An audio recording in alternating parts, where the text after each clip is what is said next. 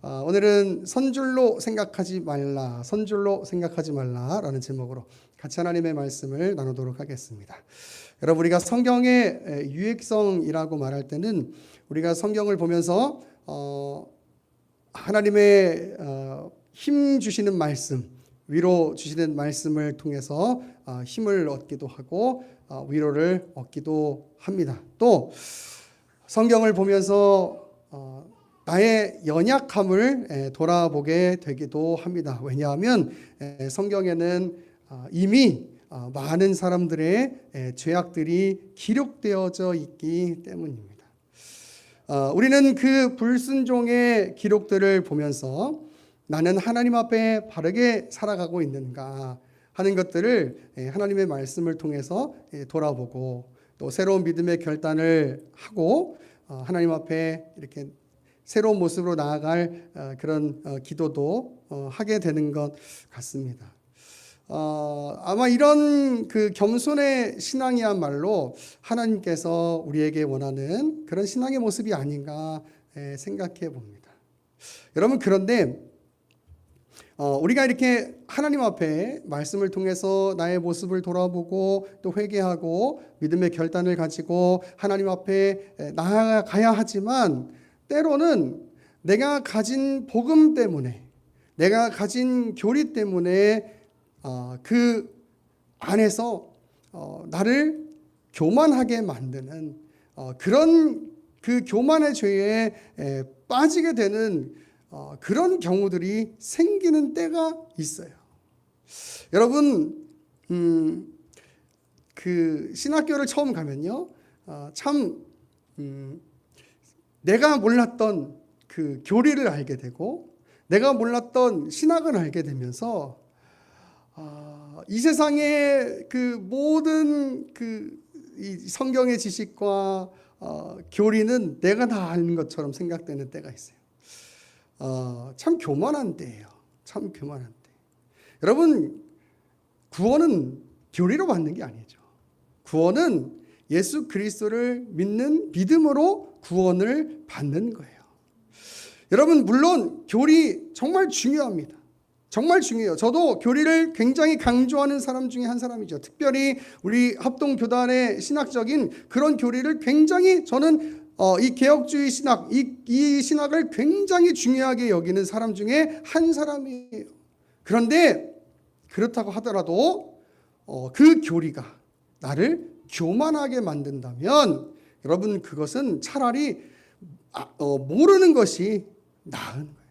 모르는 것이 나아요.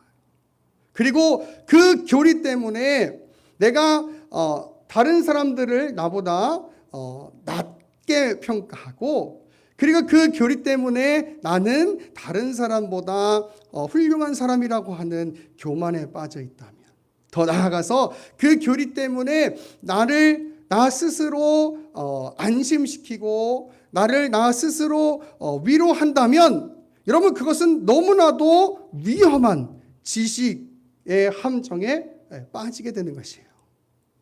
여러분, 생각해 보세요. 어떤 사람이 죽기 전에 예수님을 믿는다면 여러분, 그분이 교리를 알고 구원을 받는 것이겠습니까? 그렇지 않겠죠.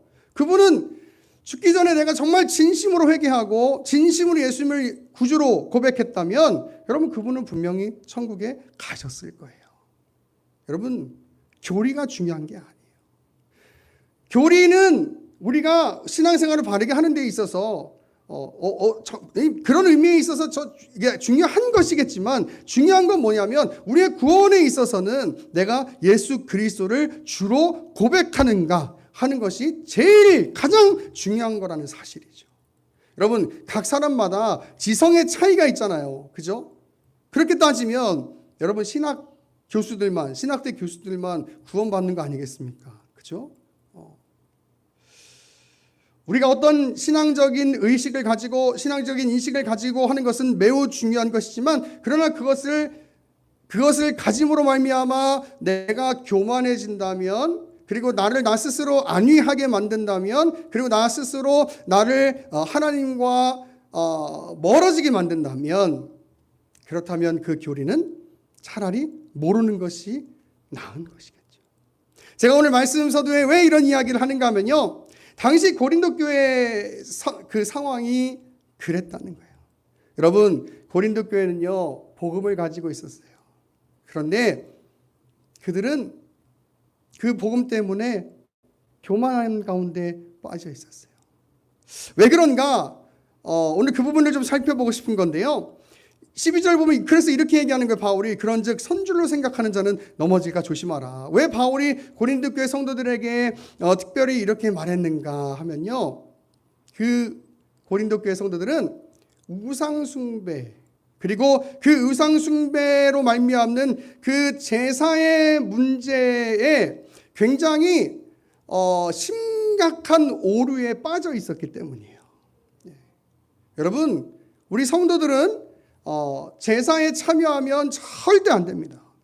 고린도전서 10장 20절을 보면 이렇게 이야기하고 있어요. 무릇 이방인이 제사하는 것은 귀신에게 하는 것이요 하나님께 제사하는 것이 아니니 나는 너희가 귀신과 교제하는 자가 되기를 원하지 아니하노라 라고 성경에 정확하게 이야기를 하고 있어요. 여러분, 우리 성도들은 제사하는 일에 절대로 참여하시면 안 되는 거예요. 그런데 고린도 교회 성도들에는 어떤 생각을 가진 사람들이 있었냐면, 이게 중요한 거예요. 여러분, 오늘 이 본문에서 뭐가 중요하냐면, 나는 그리스도의 복음, 그 그리스도의 피가 있기 때문에 괜찮다고 생각하는 사람들이 있었다는 거예요. 여러분, 이런 개념으로 생각할 수 있죠? 있어요. 왜? 내가 회개하면 된다고 생각할 수 있으니까.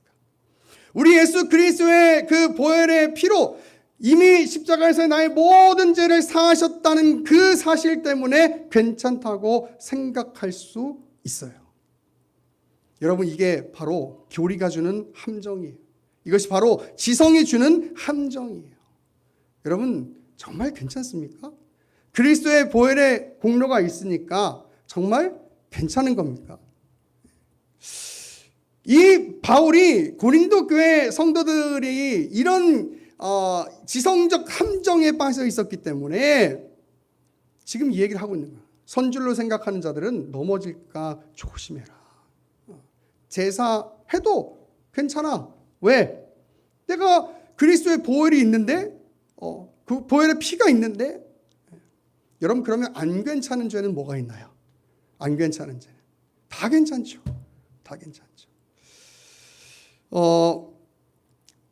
우리나라에서는 뭐 결혼을 한 남자와 한 여자가 하지만 뭐 이 남자 저 남자랑이랑도 할 수 있는 거잖아요. 다 괜찮으니까.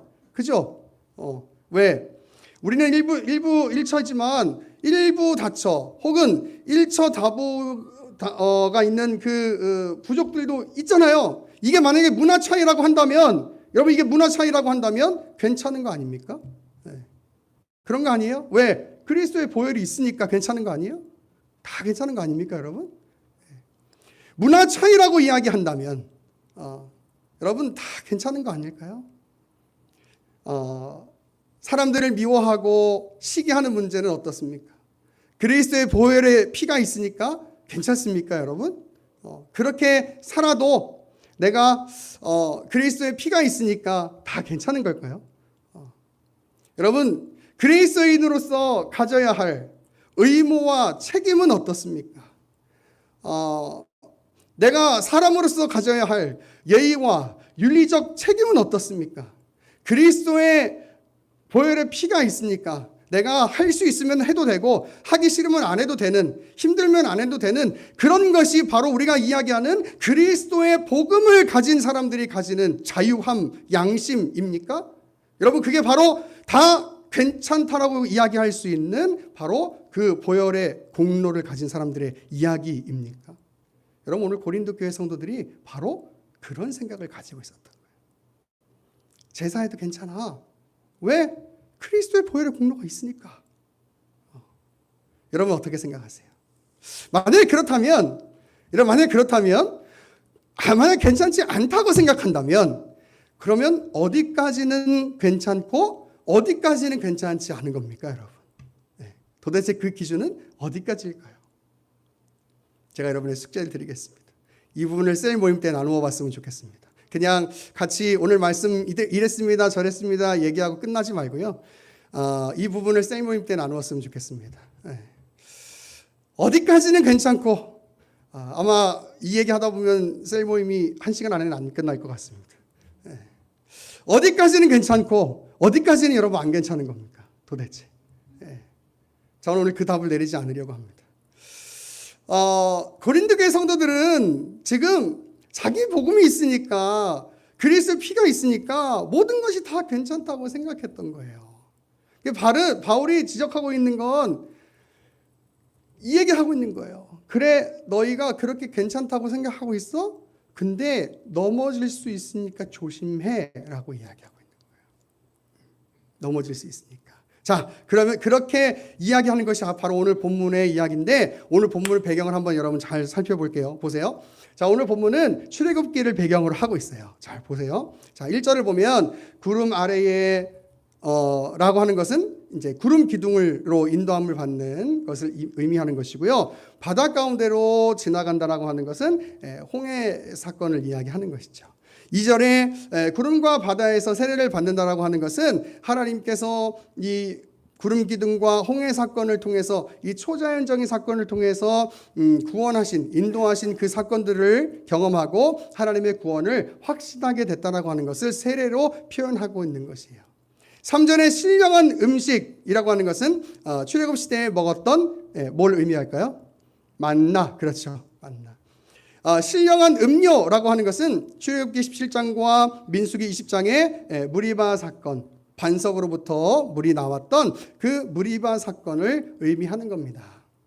자, 이런 것들이 40년 광야의 기간 동안 하나님께서 초자연적인 역사로 이스라엘 백성들을 인도해 오셨다라고 이야기하고 있는데, 그런데 5절을 보니까 그러나 출애굽 1세대들은 가나안 땅에 들어가지 못하고 멸망을 받았다라고 이야기하는데 왜 멸망을 받았냐? 6절에 그들이 악을 즐겨했기 때문이다라고 이야기를 하고 있어요.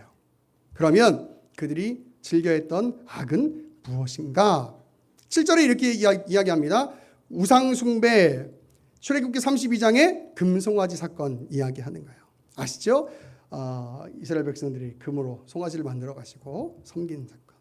8절에 음행을 이야기하는데 그것은 민수기 25장의 모압 여자들과 바알 부올에게 제사하면서 음행한 사건을 이야기하는 거예요. 9절에 하나님을 시험한 사건, 이것은 민수기 21장에 여러분 잘 아시는 노뱀 사건입니다.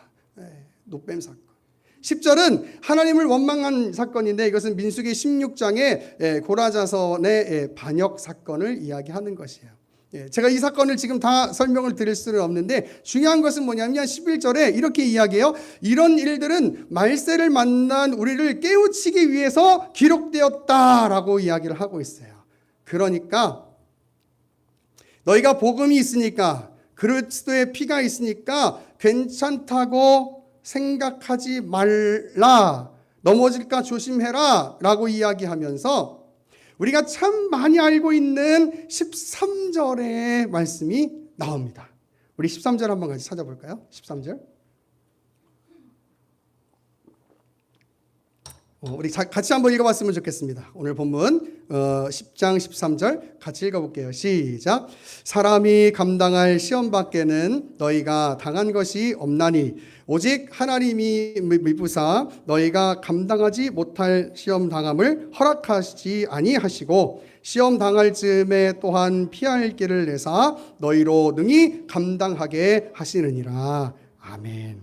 여러분 이 말씀을 얼핏 보면 우리가 겪는 어려움은 다 감당할 만하고 하나님 우리에게 감당해낼 수 있는 그런 어려움만 주시는 거야 라고 보여집니다. 그런데 여기 나타난 시험은 그런 류의 시험이 아니에요. 하나님께서 주시는 시험은 우리의 믿음을 성장시키는 시험이죠. 성경에는 그것을 테스트나 트라이얼로 번역을 해놓고 있는데 오늘 본문의 시험은 템테이션으로 번역을 해놓고 있어요. 사탄이 우리를 넘어뜨리려고 하는 유혹으로서의 시험이에요. 유혹. 오늘 본문을 보면 그러니까 지금 이 시험은 하나님께서 우리를 믿음으로 연단시키기 위한 그런 유의 시험이 아니고 사탄이 우리를 넘어지게 하기 위한 그런 어떤 유혹들에 관한 내용이 13절의 내용인 거예요. 그런데 한글 성경은 이 테스트나 템테이션을 다 같이 똑같은 그 시험으로 번역을 해놨는데 그 이유는 뭐냐면 시험에 해당되는 그 헬라어인 페이라조라고 하는 단어가 두 가지 의미를 다 갖고 있기 때문이에요. 페이라조라고 하는 단어가. 그래서 이 본문을 헛갈릴 수가 있고 가장 이 본문이 헷갈리는 부분이 어디냐면 바로 야고보서 1장의 본문이 헷갈리는 부분이에요. 여러분 같이 성경으로 가볼게요. 야고보서 1장 12절로 갑니다. 야고보서 1장 12절.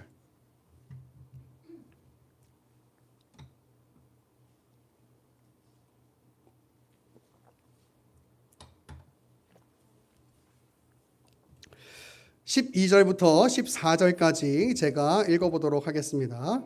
시험을 참는 자는 복이 있나니 이는 시련을 견디어 낸 자가 주께서 자기를 사랑하는 자들에게 약속하신 생명의 면류관을 얻을 것이기 때문이라. 사람이 시험을 받을 때에 내가 하나님께 시험을 받는다 하지 말지니 하나님은 악에게 시험을 받지도 아니하시고 친히 아무도 시험하지 아니하시느니라. 오직 각 사람이 시험을 받는 것은 자기의 욕심에 끌려 미혹됨이니 라고 돼 있어요. 여러분 딱 성경을 읽어봐도 12절의 시험과 13절과 14절의 시험은 약간 다른 느낌이 있다라는 것은 아시겠죠? 그래서 그런데 이 한글 성경에서는 같은 시험이라고 하는 단어로 번역을 해놨어요. 왜냐하면 이 단어가 다 페이라조라고 하는 단어로 쓰여 있기 때문인 것이에요. 12절은 누가 봐도 신앙적으로 좋은 느낌의 시험이고 13절과 14절은 누가 봐도 신앙적으로 좀 좋지 않은 느낌의 시험인 것이죠. 그래서 12절에 이 시험은 트라이얼로 번역된 그 하나님께서 주시는 시험, 우리의 믿음의 성장을 위한 시험이고 13절과 14절에 나오는 시험은 이 템테이션으로 번역해 놓은 이 사탄이 우리를 유혹하는 그런 유혹, 시험인 거예요. 성경을 이렇게 잘 봐야 되는 거예요. 그러니까 오늘 본문으로 다시 돌아와서 13절에 이 시험은 템테이션이니까 어려운 일 당할 수 있어. 근데 우리가 잘 견뎌야 돼. 하나님이 다 힘을 주셔. 여러분 이런 식으로 오늘 본문을 사용해서 위로를 한다면 여러분 오늘 본문을 굉장히 잘못 인용하는 거죠. 성경을 잘못 사용하는 거예요. 왜? 오늘 본문은 그런 이야기를 하고 있는 게 아니에요. 자, 보세요. 7절부터 10절까지 무슨 얘기를 하고 있냐면 이스라엘 백성들의 출애굽 시대에 여러 가지 죄악들을 열거해 놓고 있어요. 그리고 나서 너희는 서 있다고 생각하지 마. 넘어질 수 있어. 그리고 나서 얘기하는 게 13절의 이야기예요. 이해가 되세요, 여러분? 무슨 얘기냐면 이런 이야기예요. 제가 이 부분을 여러 성경을 찾다가 이 번역이 가장 괜찮은 것 같다 생각해서 찾아왔어요. 현대어 성경의 번역인데 한번 제가 읽어드려 볼게요. 여러분에게 파고드는 악한 욕망은 새로운 것도 별다른 것도 아니라는 점을 기억하십시오. 많은 사람들도 여러분들보다 앞서 같은 문제에 부딪혀 싸워왔기 때문입니다. 도저히 대항할 수 없는 유혹이란 없습니다. 하나님께서는 여러분이 물리칠 수 없을 만큼 강한 유혹을 당하도록 내버려 두시지는 않습니다. 하나님께서는 이것을 약속해 주셨고 또 그분은 말씀하신 대로 실행하십니다. 유혹을 피할 수 있는 길을 보여주신 하나님을 믿고 여러분은 인내로서 그 유혹을 극복해야 합니다. 여러분, 이게 핵심이에요. 무슨 얘기인지 아시겠어요? 여러분, 우리가 때때로 살아가다 보면 하나님을 원망할 일이 생기죠. 그리고 우리의 마음속에 그 외부적인 환경뿐만이 아니라 그 마음속에 하나님을 신뢰하지 못하는 그런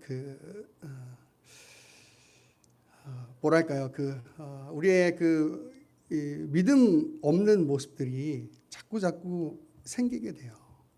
여러분, 결국 금송아지 사건은 무슨 얘기입니까? 사람들이 이렇게 얘기하는 거예요. 야, 모세가 어딘지 모르겠다. 안 내려온다. 죽었을 수도 있겠다. 제가 그냥 좀 각색해서 얘기하는 거예요, 여러분. 이게 성경에 보면 모세가 더디움을 보고 사람들이 얘기했다 그러잖아요. 그러니까 그냥 우리가 금송아지를 만들어서 그걸 섬기자. 왜? 광야에서 불안하니까. 자기를 이끌어갈 사람이 없으니까 뭐라도 보고 마음의 안정을 찾아야겠다는 거예요. 여러분, 그건 뭐의 문제냐면 환경의 문제가 아니에요. 내가 얼마나 하나님을 신뢰하고 있느냐의 문제예요.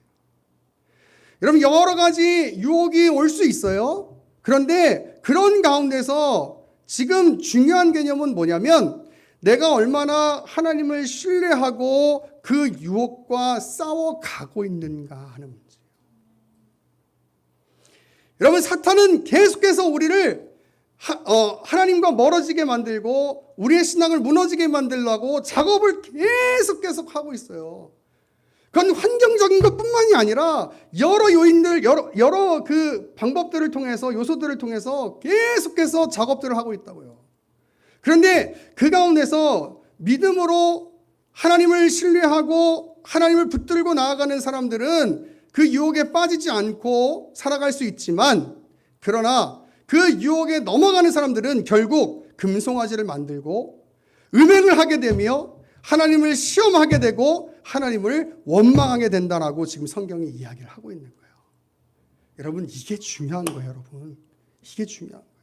그러니까 무슨 얘기하는 겁니까? 성경이 지금 너희가 유혹을 만날 수 있어. 그런데 그 유혹은 너희가 싸워서 감당할 수 있는 유혹이야. 그러니까 믿음으로 하나님을 신뢰하면서 하나님께서 다 인도하시고 너희가 싸워서 이길 수 있는 그런 유혹들만 허락하신다는 걸 너희가 알고 믿고 나아가면 그러면 충분히 승리할 수 있으니까 이스라엘 그 백성들의 죄악들을 보면서 너희가 싸워서 승리해야 돼. 지금 그 얘기를 하고 있는 거예요. 복음으로 괜찮다고 생각하고 복음이 있으니까 괜찮다고 생각하고 넘어지지 말고 무너지지 말고 승리하고 싸워서 나가야 돼. 여러분, 지금 그 얘기를 하고 있는 거예요. 여러분, 제가 지난주에도 얘기했지만 우리 그리스도인으로서 가져야 할 책임과 의무가 있잖아요. 공감 중요하죠. 때로는 위로도 필요하죠. 저는 설교에 때로는 위로도 담아야 된다고 생각하고 공감도 담아야 된다고 생각해요. 그런데 그것만 있으면 안 되죠. 우리가 해야 할 것들을 해야 되잖아요. 그렇죠? 우리가 믿음으로 주님을 신뢰하면서 어려운 상황이지만 환경적으로 우리를 이렇게 쳐대고 하는 그런 상황들이 있지만 그래도 우리가 해야 될 것들은 해야 되잖아요. 그죠? 그런 이 성경의 기록들을 보면서 나아가는 거예요. 하나님, 나는 그렇게 무너지고 싶지 않습니다. 하나님, 나는 그렇게 쓰러지고 싶지 않습니다. 그리고 믿음이 생기지 않을 때, 하나님에 대한 원망이 생길 때 이스라엘 백성들의 그 기록을 보면서 하나님, 나에게 믿음을 달라고 힘을 달라고 그렇게 기도하고 눈물을 흘리고 하나님 앞에 몸부림치면서 기도하면서 그렇게 나아가는 것이죠. 여러분, 그럴 때 하나님께서 힘을 주신다고 그렇게 약속하시는 거예요. 여러분, 우리가 해야 할 일을 해야 합니다. 난 괜찮아 하고 앉아있고 주저앉아 있는 것이 아니고 나도 넘어질 수 있는 존재지. 그래, 나도 사탄의 그 권세 앞에 넘어질 수 있는 존재지. 그래서 예수 그리스도가 필요한 거지. 그래서 은혜가 필요한 거지. 그래서 하나님 앞에 나아가야지. 하나님, 나를 만져주옵소서. 그냥 괜찮아요가 아니고, 하나님, 은혜가 필요합니다. 나에게 은혜를 주옵소서 하고 몸부림치면서 기도할 수 있는, 여러분, 주의 은혜로 정말 감싸진 영혼들이 돼서 그런 여러 가지 유혹들이 있을 때 정말 주 예수 그리스도의 이름으로, 주 예수 그리스도의 보혈로 승리하며 살아가는 그런 우리 예나무교회 모든 성도들이 될 수 있기를 간절히 축원합니다.